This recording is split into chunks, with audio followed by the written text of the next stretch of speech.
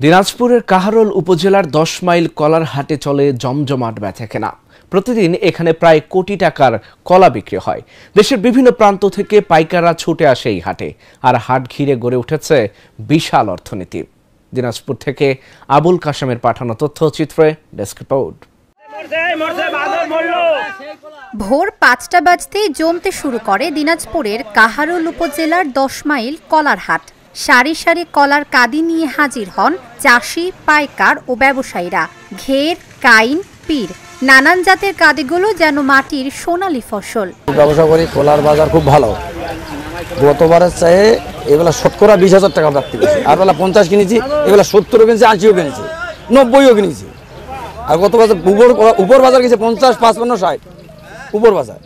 আর এবেলা 70 80, 50-এর নিচে কোনো বাজারে নেই। এখান থেকে কলা যায় আপনার নারায়ণগঞ্জ, আমি দেই নারায়ণগঞ্জে আমিনবাজার, সাভার, গাবতলী, আর ওদিকে দেই আপনার মুন্সিগঞ্জের বালুচর বলে।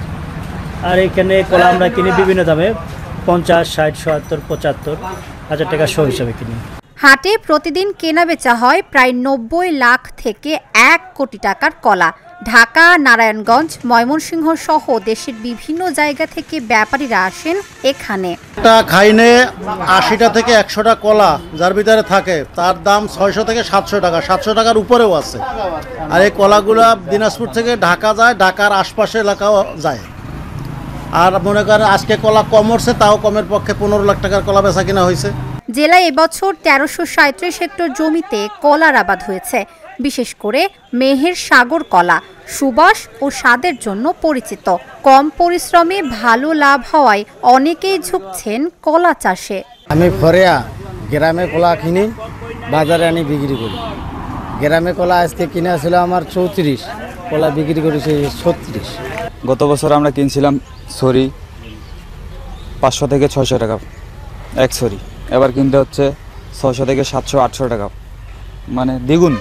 গতবার যে মাল আমরা কিনছি আছে 600, 650 করে, এবারটা আছে 700, 800, 900 করে এরকম বিক্রি হচ্ছে এখানে।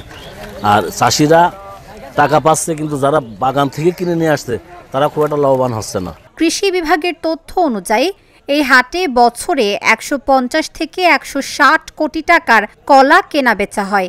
সাগর কলার পাশাপাশি সবরি, সুন্দরী ও চিনি চম্পা জাতের কলাও পাওয়া যায় এই হাটে। কৃষি বিভাগ বলছে, কলা চাষে কৃষকদের পরিচর্যাগত ও ফলন বৃদ্ধিতে সব ধরনের পরামর্শ দেওয়া হচ্ছে।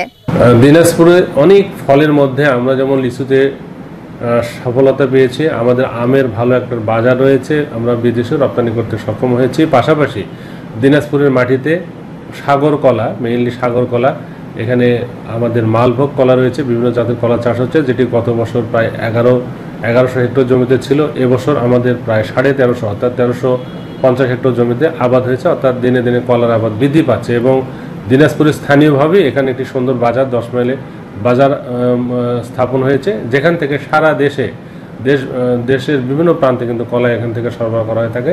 কলার দামটাও ভালো, যার কারণে কৃষক কিন্তু এই কলা চাষে উদ্বুদ্ধ হচ্ছে।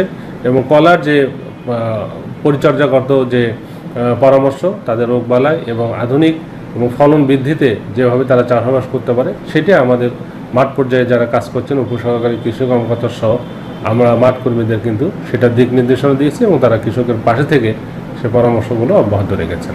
কৃষক, পাইকার আর ভোক্তা সব পক্ষের জন্যই লাভজনক হয়ে উঠেছে 10 মাইল কলার হাট। সবুজ সোনার এই উৎস এখন দিনাজপুরের গর্ব। Dhaka journal, news desk.